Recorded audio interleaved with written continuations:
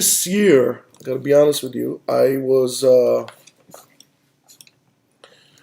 taken back. I was reading the parasha, and all of a sudden it hit me. Something new, came to my awareness, and to really be honest with you, I was a little upset. It just gave me, and I'll try to share it with you so you understand what I'm talking about. So, of course, this shiur is dedicated to the zchut of Rachel Chaya Bat Sarah, and to the refuah shlema, whoever needs that, and whoever needs a shidduch and any other good things. We only wish you good things. If you want to get in touch with us, contact with us, it is rabbigaon@gmail.com, and the yeshiva website is yeshiva.etzion, etzion.com. And you should follow us on all the other means that you have: YouTube, Facebook, Instagram. Tweeters we don't do. We're not politicians. We don't do tweets. Anyway, so Parashat Shemot describes to us the oppression of Bnei Israel in Egypt. And it became really the symbol of darkness in the history of Am Israel. I mean, it's so much that everything or a lot of the mitzvot that we do are evolved because of that, or we mention that, and so on and so forth. The parasha says, "Vayakam melech chadash al Mitzrayim," and there was a new king on Egypt, asher lo yada et Yosef, in which he didn't know who Yosef was, and the famous questions over there. Vayasimu alav, and all of a sudden, yasimu alav sarei misim leman anoto besivlotam. Doesn't make sense. And they put tax collectors in order to torture them. It was like, what? And Vayaven Arei Miskenot leFaro et Pitom et Ramses, and he built the city of Pitom and Ramses. Vayavidu Mitzrayim et Bnei Israel ba'farech, and they worked them in hard labor. Vayemaru et chayim ba'avoda kasha, and they made their life better with hard work. Chomer velevenim ubechol avoda basadeh, not only building blocks, but also agriculture work. Et kol avodatam asher avdu bahem ba'farech. Everything that they did became slave labor. Vayomer melech Mitzrayim lameyaldot ha'ivriot, and the king of Egypt said to the Jewish midwives, Asher Shem Achad Shifra v'Shem Hashenit Pua, and then the names are given. Vayomer beyaladchen et ha'ivriot ureiten al ha'avanim im ben hu v'amiten oto v'im bat hi v'chaya. And you're going to simply look at it. If it's a boy, kill the boy. If it is a girl, you're going to let her live. So, if we are talking about the oppression of Am Israel, the killing of the children, the real physical abuse of those Jewish foremen, of course that's going to be in the next chapter, the screaming or the cry of Bnei Israel, to me, all of a sudden, brought me, not back, but brought me the memory of the Holocaust in Germany. And it really made me look at Egypt like we are looking at Egypt, but it's really the Maaseh of Germany, the Germans, the Nazis. However, if we're going to look at Egypt in the mirror of Nazi Germany or vice versa, it's going to prevent us from trying to actually understand and apply what exactly happened there to our lives today. And in our lives, even though there is difficulty in our lives, how could I relate to it? Because it's not really, Baruch Hashem, we don't have any kind of, atrocities that are being done to us and so on and so forth. But maybe we could have a different look on the parasha and whatever is happening there, then we could actually learn a lot from that and maybe not make the same mistakes that we had experienced beforehand. So the great change that happened according to this parasha, as we said before, is the new king that came to Egypt. And Rashi brings the words of Chazal. He says, "Vayakom melech chadash." There was a new king, Rav v'Shmuel. Chad amar chadash mamash. One says completely brand new king. V'chad amar shenitchadshu gzerotav. It's an old king. However, he just came up with new decrees.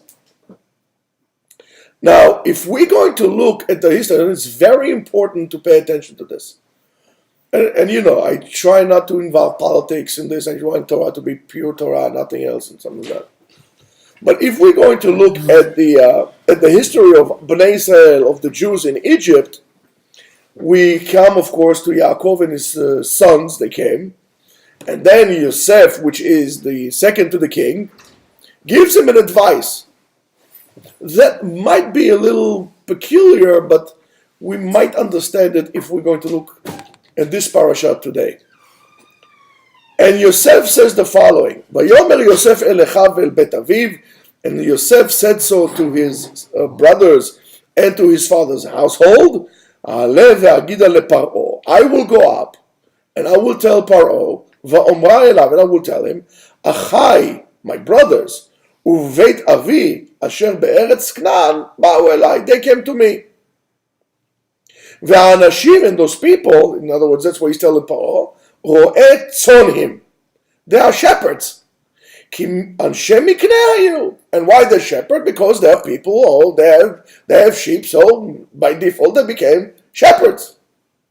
Right? Just like a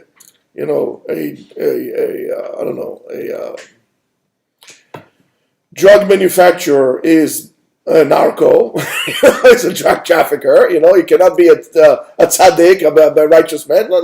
These people have sheep, so they became, in other words, he's trying to create a certain logic here. And he says, "V'tzonam uvkaram," and the sheep and cattle, v'kol shelaim, they brought everything with them. So it's a little strange. V'aya, then he says, "V'aya ki yikra lachem Paro," and if Paro will call you and he will ask you, "Ma ma'asechem," what is that you're doing? Ve'amartem, and you should say the following: "Anshe mikneh hayu avadecha mineurenu ve'ad ata." We were shepherds as long as we can remember. Always were, always will be. Gam anachnu, us, gam avotenu, our forefathers. Ba'avu tishvu be'eretz Goshen ki to'avat Mitzrayim kol ro'eh tzon. Why you should say that?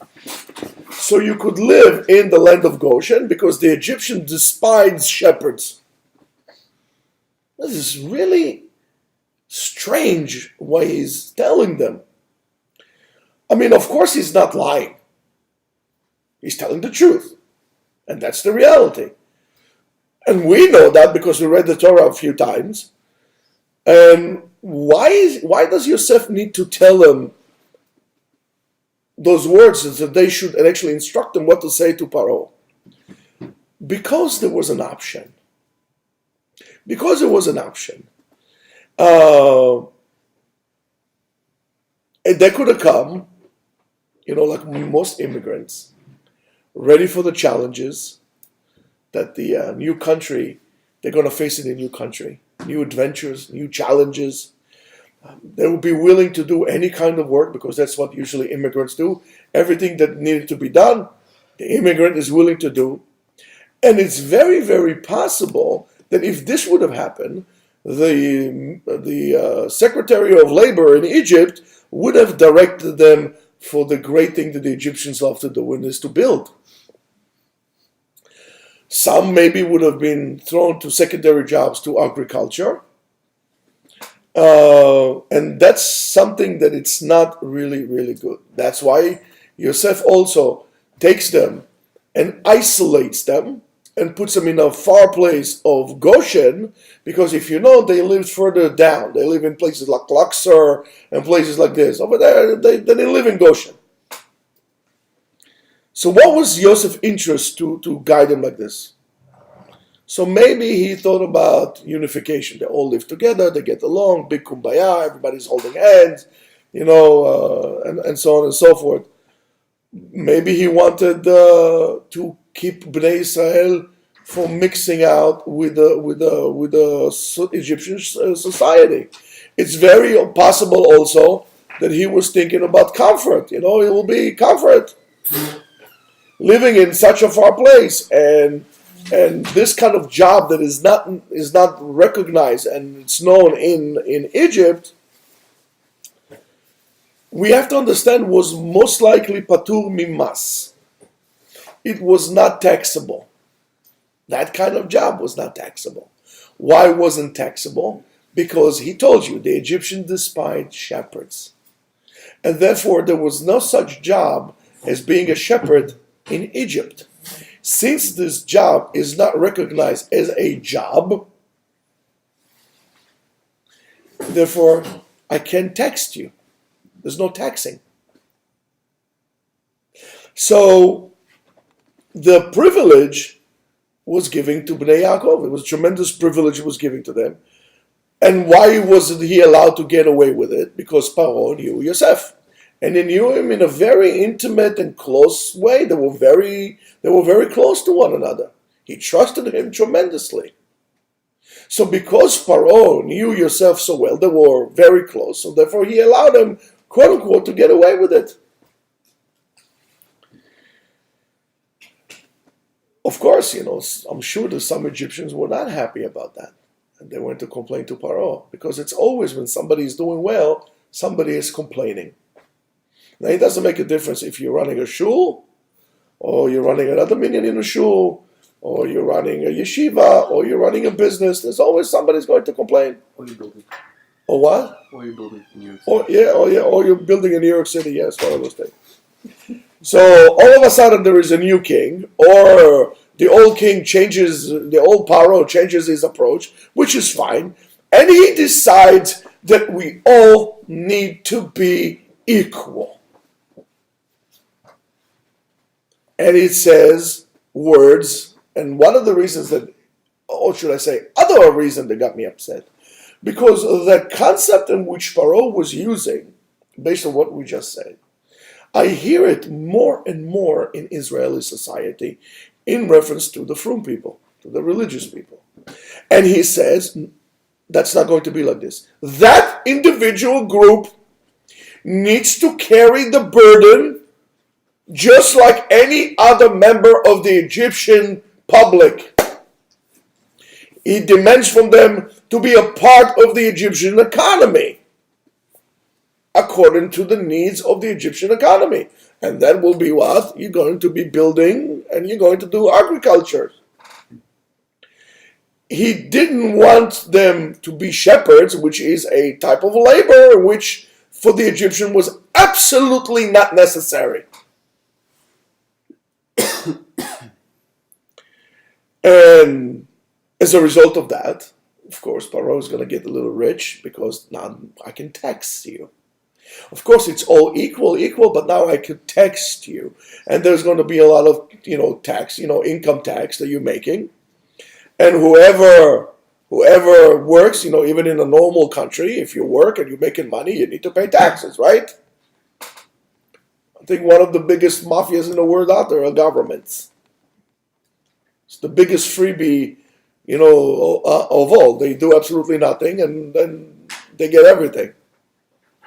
So, and of course, if you're going to talk about paying taxes, everybody will tell you that there need to be taxes. Maybe they would argue on how much taxes needs to be paid, but everybody will tell you, why we need taxes. We need taxes for education, we need taxes for the army, and so on and so forth. And which is okay. However, it's a tremendous injustice, and I'll tell you why. For a person who was not used to do this kind of job, That's called slave labor. That's why also the Midrash tells us that the Egyptians made sure to switch the jobs. In other words, they gave the women men's job and they gave men women's job. And of course, together with that, this is the destruction of the self-kavod, the self-respect that the person had to himself. I mean, I understand why, if you give a woman men's job, it's going to be slave labor because she needs not to carry things, very extremely physical job. I understand. But why will be a slave job for the man? Because you destroy his self-image of a man and you make him into a woman. Now used to do, they used to joke, when the olden days, even today, but today there's no jokes anymore. But they used to joke that a woman, when she gets married, she gets a basket of laundry, and that basket will keep on filling and following her until she dies. She's never going to be free from this basket. So this man all of a sudden has his basket and he needs to do laundry, and needs to feed his kids, and needs to cook, and needs to clean, and needs to do shopping, and he feels useless. So in that equality that we all have to carry the burden, they also made sure to destroy you as a person. And once you destroyed as a person, well, I can do whatever I want with you. And that happens many times, even in this country to a certain extent. But you hear that talk, for example, about religious people in Israel. They have to carry the burden. They have to go to the army. I mean, if you know a thing or two about armies, without getting into it now, you know that this is just propaganda.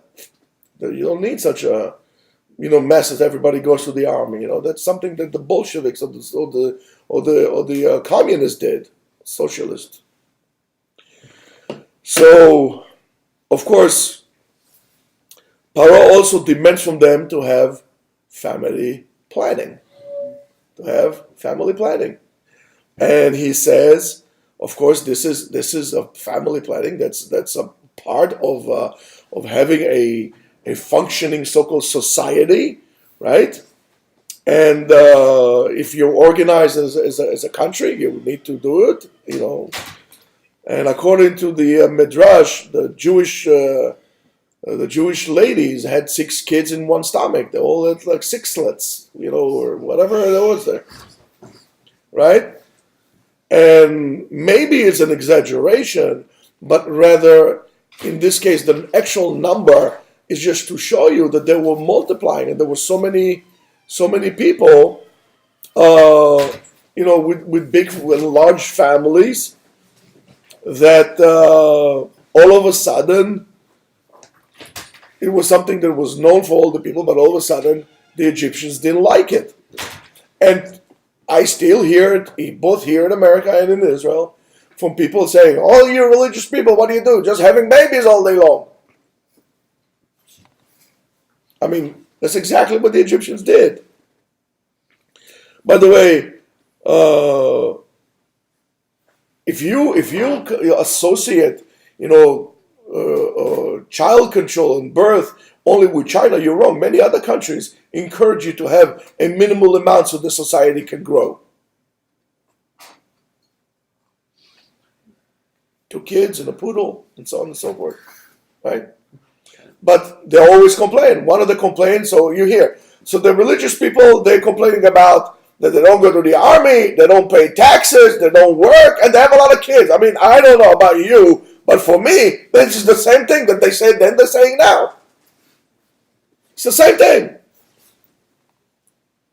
Now, of course, there weren't, in other countries and other stuff as the Egyptians really killed babies, but we don't necessarily need to see it only as a genocide in terms of of genocide, but also in the category of a very, very calculated planning, that the idea behind it is to integrate the foreigners that come into the country into the overall society, and of course it is very easy because now we have a certain model of what we expect for the people to do, and everybody has to fit that model. And of course you could, and I have a typo here, and you could, by doing so, You are able to control the people more because you know what to expect. You put them all into a certain model, and everybody follows that model, and you can control the people, and by means that we are being controlled today. I mean, the way that we are controlled today in terms of, let's say, media and so on and so forth, that we can't even think for ourselves, is a process that, to my very insignificant opinion, started in the 50s, right after World War II, when everybody was given or created an opportunity to have a house, and you go to Long Island, and you'll see that there's like 1,000 houses in one neighborhood, they're all identical. Or, for example, you can go here and see it. It's all identical. So if you all have a need for one thing, and you all have the same thing, so therefore it's very easy for me to supply it to you. I don't have to think much. But then you all become my puppies. Because I can tell you what you want. And therefore you're becoming very dependent on other people or other entities to tell you what's good for you and how to think and what to buy. And what we get today is because a result of that. It's a process. But nevertheless, it happens. Nevertheless, it happens. Even you see it, it's very, and they really wanted it, because even when HaKadosh Baruch Hu took Am Yisrael from Mitzrayim, and he took him to the desert, and he gave him the man, all of a sudden there's a whole bunch of thugs that come up and say, Zacharnu et hadaga asher nochal b'Mitzrayim chinam. We remember the fish that we ate for free in Egypt. Et hakishuim, whether the kishuim are zucchinis or whatever they are, et avatichim, the watermelons, et chatzir, the hay and the onions. They remember that because it was easier for them. They were being fed this all the time. They didn't have to worry about anything. They were slave in mentality. And how do you turn people to be slave in mentality? You give them handouts. You make entitlement programs. And then you got them. That's why it's very bad to be a part of any entitlement program or any handouts from the government.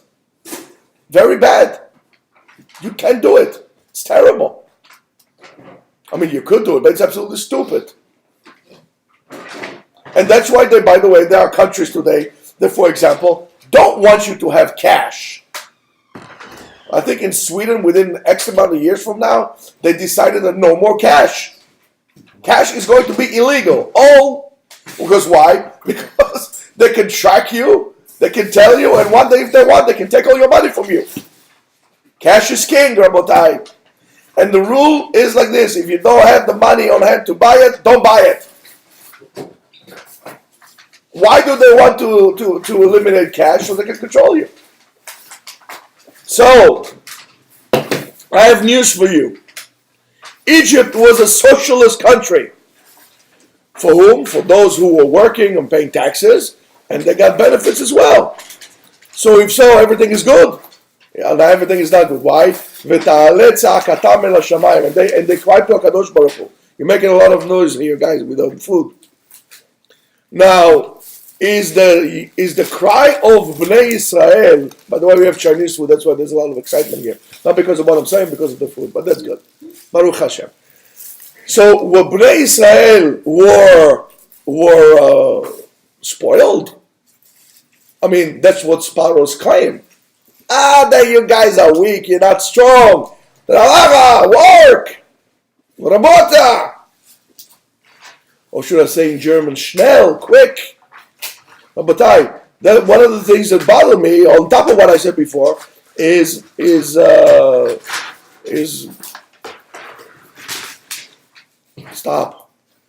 what they said in Auschwitz. What they say in Auschwitz is the following: work liberates. That's exactly the same thing. Work liberates. Now, of course, Egypt was not the hell, because it wasn't the hell that they had in a concentration camp, like Auschwitz, Birkenau, Bergen-Belsen, and all the other, hells that they had. That was the hell that Egypt had experienced, or people experienced in Egypt, was a very modern hell. Because Egypt was a very modern country. But it was also a very cold country where people felt cold there. It was that cold feeling that a modern country that does not know what its job or what's its task or why are they there to begin with. They don't understand, they don't know the needs of the people, their lives, their names, what they want, who they are, who does not celebrate the spectrum of its people in it, to embrace and to bring everything good from all the people to come to it, is a country that makes you all think the same way, just like Soviet Russia. Very cold. You look at the buildings from the Soviet era, they're cold, they're miserable, and they were meant to be like this. It's not that the Russians or the Soviets or all those the communists could not build beautiful buildings. They built so deliberately. And the reason was to control you. That's why I don't like building codes. You agree with me on that one, right? Don't know what the people, what they're suffering and so on and so forth, completely disconnected. And slowly, in many places in the world, we're coming to this thing, and there's a complete disconnect between the people in the street and the people that sits in parliaments. And the bigger the disconnect, the more the enslavement of citizens.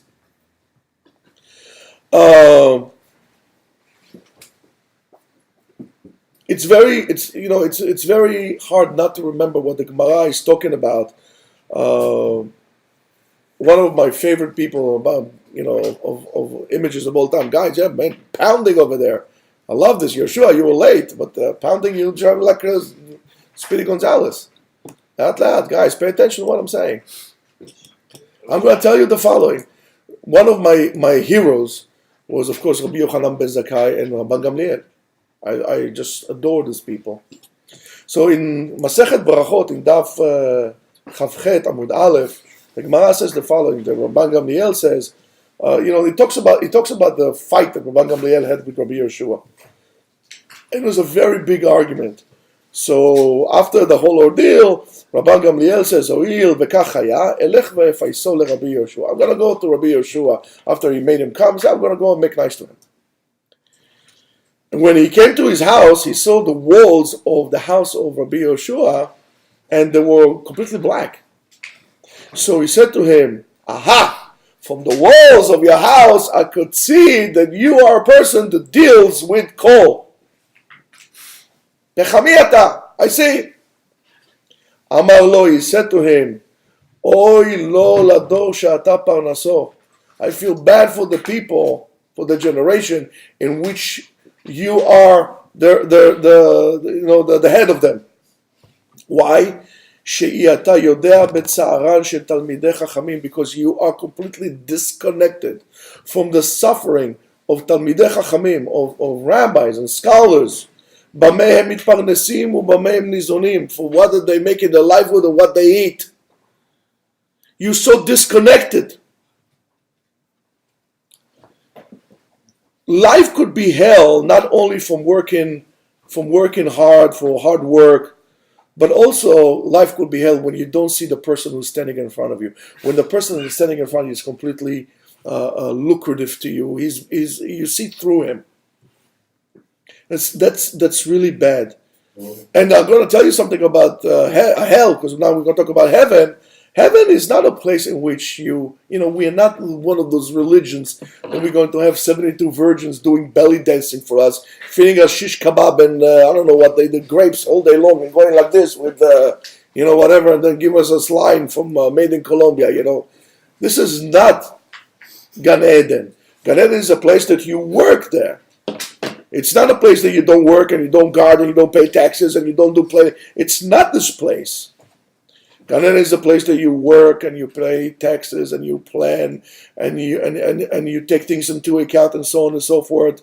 Gan Eden, heaven, is a place in which you see and being seen.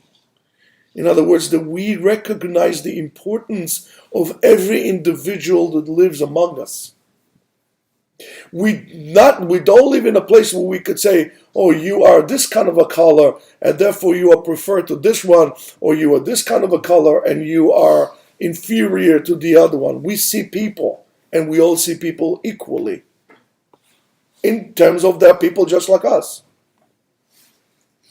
As much as you want to be seen, you need to see others as well. If you want to know what hell is a workplace where your boss does not ask you, how are you?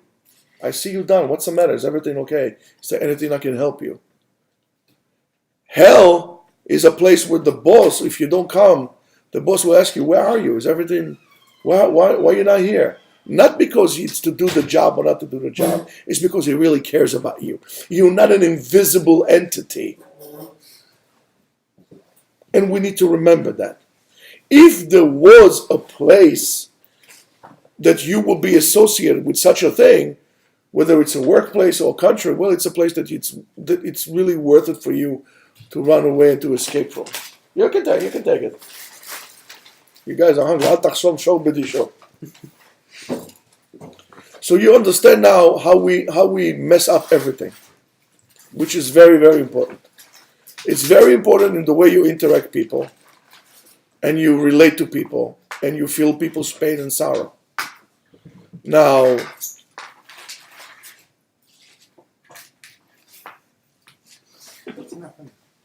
I know, it's just chicken. It's dead, by the way. Now, I'm going to tell you something now. One of the most pleasurable things in life is to have kids. And one of the most pleasurable things in having kids and growing kids is not only the fact that it's funny because somebody once told me, it says, Chinuch HaYeladim, education of the children. He said to me, we always think it's about educating our kids. But he says, sometimes your kids educate the children. In other words, it's the place that you have to be mechanech yourself, not to be a kid anymore. So sometimes your kid will educate you as well. But it's to see the kids grow, to see the kids develop, to be there in the moment of the first awareness of something that they experience in their lives. So if you are busy in your invisible job, you're going to miss this heavenly glory. And, for example, things that for us will be completely normal and like insignificant, for the kid that realizes something, it's just amazing to see the kid, and we need to be there to observe it. It is really amazing and exciting to see this unbelievable creature. It's a kid, a baby. This pure thing, discovering, for example, all of a sudden realizes that he has hands or feet. And they're so excited that they take their feet and they bite it. And I mean, that's before, because then we become old and we need hip replacements. But, they're happy about this. Or they discover that, how many times you would think, you say, oh my goodness, I got hands. What are you, like the Matrix? Oh, I know Kung Fu. What is this? But a kid, for him, it's amazing. He sees he has hands and the hands move and he grabs things. And that's wonderful, wonderful thing. The kid, the baby, does not know, he's not aware yet that the body is his. So all of a sudden, when he learns that he can control his body, it's a tremendous revelation. And things like this make the kid amazed. And that called hitpa'alut. Hitpa'al is to really be filled with awe. And for example, if you have a kid that never seen snow before, it's the first time he sees snow, like these things coming down, those little flakes, white flakes, pure, cold, coming from the ground. It's amazing, right? It's unbelievable. This, and that is very important in developing, when you expose your kids to something like that. And so that's wonderful to be there when you're there and you experience your kid experiencing new things. Of course, I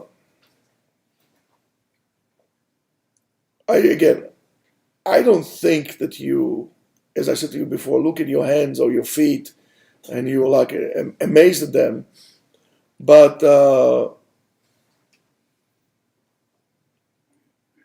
it is very important to have those revelations. In a world that there are no surprises, in a world that everything is known and everything is already determined, it is, you might say it is, you're very clear about things. They might tell you all kind of superlatives, but it's all a lie. Because if the life of a child is like a roaring waterfall, the life of an adult is like a river that is going very, very slow. And everything is planned and arranged in a way there's not going to be any ups and downs, and we're going down the river deep and wide, and we make sure there are banks that the river will not overflow, and chas v'shalom that we have a surprise or something. We need to have this industrial quiet, this industrial, calm in order for us to function. I mean, we're not kids anymore, right? We don't want to be surprised, right? Because you feel foolish when somebody says, surprise! A kid wants that. You can tell the kid, surprise again, 50 times, he'll be happy. You'll be embarrassed. However, in this quiet or this calm that we try to create to our lives, how in the world are you supposed to hear God? You can't. You're not interested in that. In other words, all you are living for is what is expected, what is known. We call it the comfort zone, and so on and so forth. And you are no more than a human robot. And you should know that in a society that everything is predicted and everything is worked by the minute, you'll become very, very miserable. You want an example? I'll give you an example. Look at Japan. Look at Japan. Japan is a place where many people are miserable. In 1 year, they have an average of 250 suicides of kids between the age of 15 to 17. I mean, this is a crazy number. Where everything is noticed. You can set your clock to your time on your watch, to the hour in which the guy is going to go. Trains are never late. Everything is on time. Everything is on time by the second. You know exactly, they start pushing kids to college, guys, in Japan at first grade. They're pushing the kids already, and they're very miserable people. They're so miserable that they have to go to certain classes, certain seminars, like we have in America, AAA, what do we call this, AA, AA, Alcoholic Anonymous, all kind of different Anonymous, which we're not going to get into it now, and so on and so forth. Over there in Japan, they have classes in which they teach them how to cry, how to give expressions, how to laugh. It's a very cold place. And you should know, and by the way, and if you want to know why if you want to know what is the capital of bizarre in the world, it's Japan. Why? Because of that. There are no thrills. There's no surprises. So therefore they need to create weird things. One of the big attractions in Tokyo is to go to this club or hall or whatever you call this thing, when they have robots, fighting. Like, what am I, an idiot? Why would I go to something like this? And they love it. Oh, Hello Kitty, you go to, or you go to I mean, I saw things. I felt so sad. I thought, listen, I was about to call the doctor. I said, give me some Prozac. I mean, you go to a cafe, there are cats around. Why? So you can sit down, drink your coffee, and touch a cat. What? All this thing, the maids that they have, and you have to act like you see like 50, 40, 30-year-old people, and they're acting like babies. Because the maids, you say hello, everybody hello. They put you a little thing like this with ears like a Hello Kitty cat. What? You know why? Because they didn't play as kids. They have to. So now they're 50-year-old buffoons. They're playing like kids. I was done with this already when I was 3. I got a chance to do it. They didn't. They have to get out of the system. Over there, you are nothing. You dismiss yourself to the company. You are a nothing. Yes, the boss goes and buys you drink. But if you don't drink what he buys you, you're fired. So if the boss is a guy that could like pound, like a Viking, the drinks, and you can't, you have a problem because you're going to be drunk. So that's for what? You're going to sleep in the train, you're going to sleep in the street, you don't see your kids. The kids grow alone. The kids don't have parents because the parents are busy. You think about this very carefully before you're going to get married, and if you have kids, what are you doing to your kids? For what? For another brick on the wall that you're going to buy in your house? But the kid doesn't need your house. Kid needs you. I told you this many times. So making things so cold and so non-humane and so not personal is a very bad thing. And that's what Bnei Israel will happen. And this is exactly what the parasha comes to teach us. When Moshe is going to the desert, right?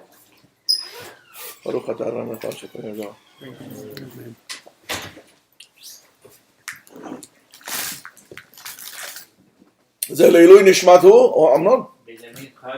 בנימין חי בן פרחה. וגם חייל בן ישוע. חייל בן ישוע. Now, when Moshe goes to the desert, and then the Torah comes and describes us something fantastic. It says, ויאמר משה, אסור נא ואראה את המראה הגדול הזה. Moshe is looking at it, and all of a sudden he sees a bizarre thing. He sees a bush, a sneh, that is burning, and it's not being consumed. He said, wait a minute, let me look at this. This is terrific. This is unbelievable. He's excited. Madua lo yivar hasneh, we're going to see. So what happens? Moshe sees this great miracle, and it doesn't stay, he reacts to it. He's curious, he's interested in that. He changes his way. And as a result of that, what happens? The Pasuk tells us, Vayare Hashem kisar lirot, and HaKadosh Baruch Hu saw that he went out of his way, Vayikra elav Elohim mitoch hasneh, and then God called him from the sneh, from the burning bush, Vayomer, Moshe, Moshe! Vayomer, Hineni, I'm here! Now this is even greater. What are you trying to tell me here? Why HaKadosh Baruch Hu need to do this whole entire trick? Why don't you just call him? Only when Moshe goes out of his way, only then HaKadosh Baruch Hu says, he went out of his way, I'm going to talk to him, I'm going to see where it is. So we could say, from the flow of the psukim that we have here, that revelation, Vayikra elav Elokim, that God called upon him, is a result of Vayaser, Kisar lirot, because he went to see. Because he went to see, God spoke to him. And the Midrash Tanchuma explains this beautifully, and it says, Vayomer Moshe asur narav va'ireh, I will turn around and go see what it is. Rabbi Yochanan says, Shalosh psiot pasav Moshe. All what Moshe did was take 3 steps. He said, let me see what it is. Rabbi Shimon ben Lakish says, Lo pasa el tzavaro ikem. He didn't do it, just turned his head. Amar lo HaKadosh Baruch Hu, nitzta'arta lirot, you make an effort to see. Chayecha, I'm telling you, she'ata kedai she'agale alecha. By your ability to have awe and to be excited, it is appropriate that I would reveal myself to you. Now, do you understand why in a cold society, no questions now yet, I need to finish this, because we don't have time, I need to finish, so no questions. Why in a society that it's so cold, that it's so not acknowledging of its people, why there is no room for God? Because there's no hitpa'alut. The Admor Tzayir of Lubavitch has a whole culture, it's called culture hitpa'alut, to be awakened your neshama, to be able to say, wow, it's a good thing. So when it's very possible that the snare, that the bush was not burning, stayed there for a long time. It's very possible. It's a unique thing that stayed there for a long time. But what was that? Not like Moshe Rabbeinu. Most of the people didn't bother. Said, I don't have time for this. God, leave me alone with this. I'm going on to do my job. I have to go to Wall Street. I have to go there. I have to go whatever. I don't have time for this. They didn't look at it. They didn't went to see what it is. They didn't care about this. They continue walking like they didn't see anything. But that's exactly what happens to us in the society. When you see somebody chas v'shalom dying in the street or falling in the street, we just continue walking. I'm sorry, I gotta go to work. I don't have time for you. By the way, in Israel it's different. I forgot the name of the guy. I forgot his name. Never mind. He was a black belt from Torah Dojo, and he lived in Hebron. He's a guy stabbed a person. He had a knife. He chased after him. The guy stabbed him, but he chased after him, and then of course he died. But not to stay idle, and that's something. For example, I don't know what's going on now in Israel because it's a little different. But in the Israeli army, when there is an enemy, you have to strive for contact. It will be considered to be as a failure to run away and to hide under the blanket. You have to strive for contact. In other words, don't be apathic for things that happen around you. Respond. And that's something very, very important. Now, why does the Midrash tells us that there is a sorrow by turning the head or so, or walking like this? Because the tsar is not because it's so difficult for me to turn the head, or it's difficult for me to make 3 steps. The tsar is when you acknowledge something like that. Now you will need to internalize it and actually change your life. And the tsar that a person is willing to take on himself while he responding to something so great, that is appropriate enough to reach a level where the Shekhinah would dwell upon you. I mean, it's unbelievable. It's unbelievable. And that's something that the Jews were always known for. They were willing to respond. And that's why the Jews had the Shekhinah dwell upon them. But we need to maintain it. We don't need to forget it. We need to maintain our ability to respond to the tsar, to the sorrow. And you can see it even by secular Jews. They'll go to Uganda, they'll fly here, they'll take in things from the rebel. All kind of things. Jewish people always do that. And that's why the Jews have God on their side. Not because they're willing to do a snack bar or something like that. It's just because they're not idle to somebody else's suffering or injustice. And it's the same thing we need to remember, and we need to bring it about to the surface. Now, you should know that the Pliyah is a gate to it's a Pele. It's a gate to a wonderful world. It's an amazing world. It's a tremendous potential when you are responding like that. The philosopher says that the ability to be amazed by things is the beginning of philosophy.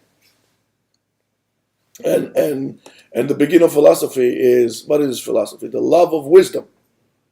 I forgot who said it, but somebody said it.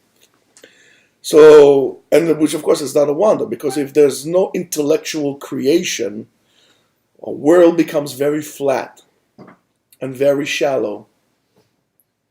And Chachamim call this itpa'alut. And by the way, in the world of Torah, we also need to be aware that we need to be excited when you learn Torah. Don't learn Torah like somebody's pulling your teeth or, pushing your hemorrhoids in. You have to be excited to learn Torah, excited that you were lucky, and don't fall like this in your head and sleep or look at your phone, because you know what damage you're causing yourself when you do that. You should be excited with fire, filled with fire when you learn Torah, because otherwise your world of Torah becomes shallow and very flat and not rich. And then one day you're going to say, why am I doing this for? Why? That's already too late. You acquire a very bad skill. You should be excited and happy and motivated and, like a kid. It's amazing if you do it like this. And the Rambam says, and that's something what the Rambam says, האל הנכבד והנורא הזה מצווה לאהובו וליראה אותו. That awesome and great God commends us to have awe, יראה, משום awe, that's amazing, ולאהבה אותו, and to love him. היחי הדרך לאהבתו ויראתו. How is the way to love God and to have awe, to be amazed by God? It's amazing, I love it. He says, בשעה שיתבונן האדם במעשיו וברואיו הנפלאים. When you're going to step to the side and you're going to look at this wonderful thing that's called creation. The excitement of let's say, of like a scientist, when he is exciting in something, he's not aware of what's going around him. He might put his pipe in his ear and his pencil in his mouth, and he's involved with this. It's amazing. Look at the world around you. Look how a heart is being formed. Look how your body is working. That's why the bracha of when you go out of the bathroom is an important bracha. When you realize the miracle that is our body. I mean that we have openings in our body and nothing is leaking. Thank God. Everything is held. It's amazing. So that's why we need to go out to nature. We need to get excited. We need to go out of the comfort zone. And not on a cruise. Because on a cruise all you care about is what? Your freebies, your whatever you get in there. Go out to nature. Go camping. Go to Joshua Tree. Go to Montana. Go see the mountains. Rabotai, it's so wonderful that you need to make a bracha on that. Now, it's very interesting because in Hebrew they call, and I said to you the word routine. In Hebrew, the word routine is called shigra. Shin Gimel Resh Hey. Shigra. It's interesting that in Hebrew, the condition that we call arthritis is called shigaron. Lishon shigra. It's the same letters, the same root. Shin Gimel Resh, shigaron, shigra. Why? Because when a person has arthritis, his limbs become deformed and they're not mobile. And it's a miserable way to live. So when you have a routine, when there's a routine, every day, the same thing. You catch the 7:10 bus, you get off you take the subway, you go to work, you come back, day in, day out, 40 years of your desert. You do like this. You get spiritual arthritis. That's why we have Shabbat. And Shabbat tells us, no business. Shabbat, no job. That's why we need to go out and look. How many of you saw the Rocky Mountains in their lives? How many of you went to see a river and actually sat down by the river and said, oh my goodness, Ma'arabu Ma'asecha Hashem. How many of you climbed a mountain like Bear Mountain? Right, Yitzchak? Black Mountain, the crazy mountain. How many of you went to nature or observed animals and squirrels, even though they're obnoxious? It's just amazing. It's amazing. There are miracles. If you think about it, you won't be able to move. Everything is a miracle. It's beautiful. It's exciting. How wonderful our Torah is. How wise the Chachamim. How beautiful a human. How is it that we are all human and we all different and short and fat and skinny and good looking and no, you're smart and I'm the good looking. I'm smart too, but okay, let's stop with that. And some people are yellow skin and red skin and brown skin and black skin and white skin and this skin and we take the outside and we all the same. How beautiful it is that we all different and yet all the same. That's amazing. That's fantastic. So if you want to break away from the method of Egypt, then we have to tell you have to be a responsible member of society. You gotta go pay your taxes and you have to get to work. Don't listen to that. That's avodat parah. And that's what happens to most of our kids. What happened to this baby, to this wonderful kid that was you one time? This wonderful baby who gets excited for the first time that he realizes that he can move his hands. What happened to this beautiful, amazing creature that was you one time, that was exciting over snow, over little things, or an ant? A kid said, oh my goodness, Abba, look at this ant. What happened to this kid? What happened to this kid that used to be so much love, so much life, and so much joy in life? Well, of course, we ruined this. Yes, I know, it's going to sound like a broken record, but it's the TV, and it's the telephones, and it's the computer, and it's the fact that we are too busy. What happened to us? What happened to us that we as kids used to be so happy in one point? This kid that used to run to his father with open arms and able to embrace the father. What happened to the father that you could not wait to take his kids and to hug him and to lift him up, to be happy to do that? What happened to that? We destroyed ourselves. We destroy ourselves. We destroy our kids. So therefore, if you want to have appropriate life that is worthy to be called life, to discover this amazing thing that is called the person in you. Yes, mankind is an amazing creation, but you have to refine or reinvent the curiosity inside of you, to break out the mundane, to break up your routine, to enjoy, to take a walk in a park, to observe, to lift to leave a leaf and admire it. How does a tree work? Just those things. Never take anything for granted. Never take anything for granted. Never take any human being for granted. No one. Appreciate. Pay attention to the people. Acknowledge their suffering. Joy with their joy. Never let go of that feeling. Never take anything for granted is a very big lesson. And if you don't do that, you go back to Mitzrayim, to slavery. Rabotai is a tremendous avodah, but we can all do it. I don't see any other way to break away from that. Be warm to people. See the person in front of you. And by this, you fulfill V'ahavta l'orecha kamocha. Shabbat